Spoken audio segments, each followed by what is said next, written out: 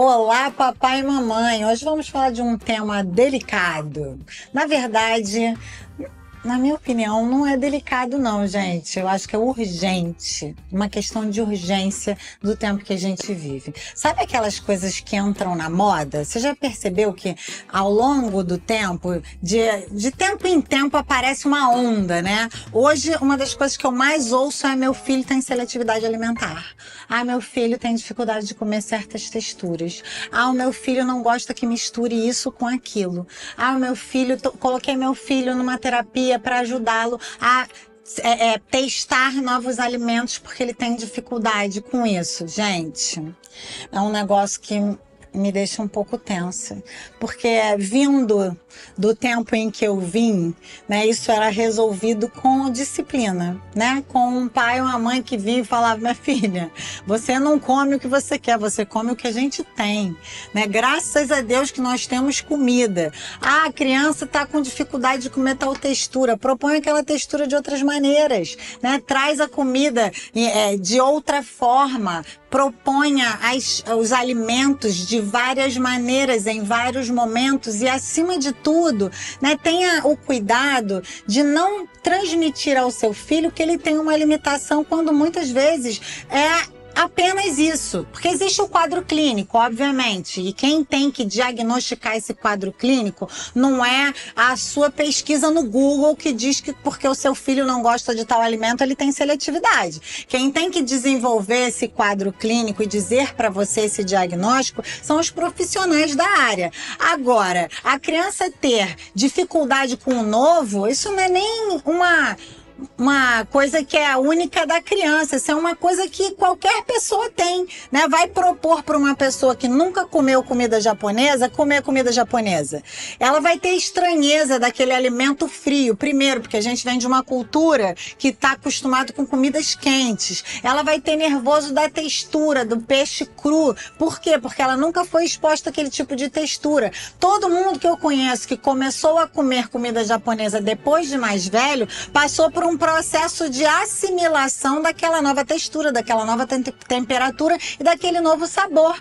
Quanto mais uma criança que vai ser exposta a um novo tipo de alimento, né, a um outro tipo de alimento que não é o que ela mais gosta, ela também vai ter que ser exposta àquilo e ir se adaptando àquilo. E quem vai fazer essa adaptação? Você, pai e mãe. Então, quando ele perceber, por exemplo, em você uma agitação porque ele não gosta de comer tal coisa, ele vai automaticamente entender que aquilo pode ser um problema, ou até, se ele for dos mais espertos, né, conseguir fazer com que o meu pai dê uma atenção especial para isso. Encontrei um caminho para ter as coisas do jeito que eu quero. Então você é que tem que propor os alimentos. Vou contar caso da mama.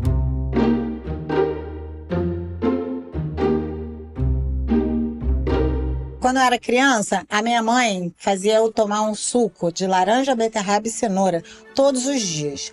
E quando eu fazia aquela cara, né, de não gosto, ela falava: tampa o nariz, engole de uma vez. Mas ela não me dava a opção de eu não tomar, porque quando eu tentava argumentar, sabe o que ela falava? Minha filha, isso faz bem pro sangue. E você não vai ter anemia, você vai ser uma criança forte. Você gosta de brincar? Você gosta de correr? Você gosta de ter disposição? Então, você precisa de coisa forte pro sangue. E esse suco é ótimo para a sua saúde. E sabe o que aconteceu com o passar dos anos? Pergunta um suco que eu sou apaixonada: laranja, beterraba e cenoura. Tem pessoas que às vezes eu ofereço, porque eu tô bebendo com tanto gosto aquilo, que eu ofereço para as pessoas quando eles bebem: credo, gosto de terra. Essa frase eu já ouvi 300 vezes. Para mim não, para mim é gosto de infância, gosto de saúde e aquela sensação de tô bebendo algo que faz bem, né? Assim, vários outros alimentos. Eu tinha que comer uma vez por semana fígado. Por quê? Porque fígado faz bem. É uma carne forte. Quando criança eu comia rã. Hoje eu falo para as pessoas que eu como rã, tem gente que fala: sapo. Rã é uma das carnes mais fortes que existem.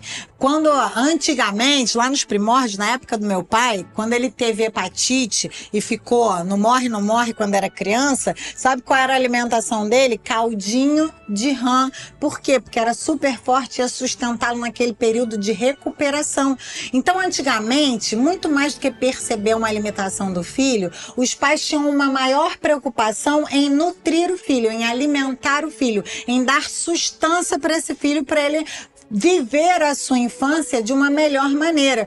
E a gente pode perceber como que essa alimentação de antigamente, em que não existia muito respeito a essas limitações que a criança coloca, como que as pessoas eram muito mais saudáveis. Por quê? Porque não existia esse olhar inclinado a querer satisfazer a criança em todo o tempo. A alimentação era mais um lugar em que o pai provava para a criança que ele, como responsável, ele tinha que prover algo que a ajudasse a ter uma saúde melhor e não apenas fazer o gosto. Existe também um lugar de você se tornar um exemplo para o seu filho na alimentação.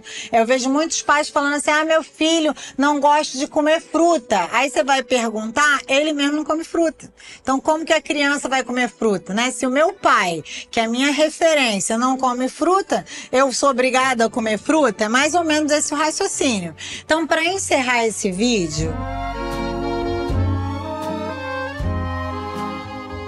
eu quero dizer a você, papai e mamãe, que antes que você abrace esse movimento coletivo de que toda e qualquer restrição alimentar que seu filho possa expressar é uma seletividade alimentar, eu quero ajudar você a pensar que talvez vai exigir esse seu envolvimento para que ele se permita experimentar as coisas. Canta a musiquinha, propõe um alimento de maneiras diferentes. Ah, não gosto de... Vou voltar pro macarrão, não gosto de macarrão. Então faz macarrão com molho vermelho para ele provar.